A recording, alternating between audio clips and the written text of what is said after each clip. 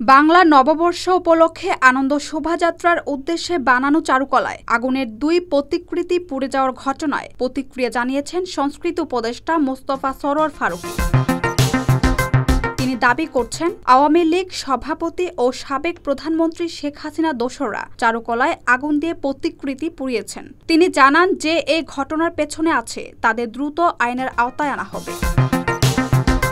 শনিবার 12 এপ্রিল নিজের verified Facebook পেজের এক পোস্টে এসব কথা লেখেন মোস্তফা সরোয়ার ফারুকী। পোস্টে সংস্কৃতি উপদেষ্টা লেখেন, হাসিনা দোসররা গতকাল ভোররাতে চারুকলায় ফ্যাসিবাদের মুখাবয়ব পুড়িয়ে দিয়েছে। এই দুঃসাহস যারা দেখিয়েছে, সফট আওয়ামী লীগ হোক বা আওয়ামী বি টিম হোক, তাদের প্রত্যেকেই আইনের আওতায় আসতে হবে।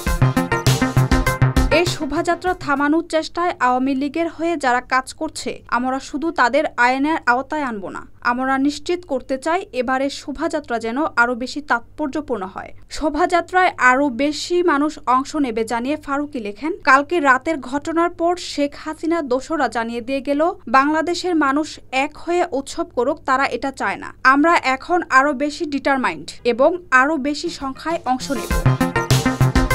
গত কিছুদিন জুলাই আন্দোলনের পক্ষের অনেকেই বলেছিলেন, এবারের শোভাযাত্রায় সবচেয়ে অন্তর্ভুক্তিমূলক ও ভিন্ন রকমের হচ্ছে। এখানে ফ্যাসিবাদের ওই বিকট মুখ না রাখাই ভালো।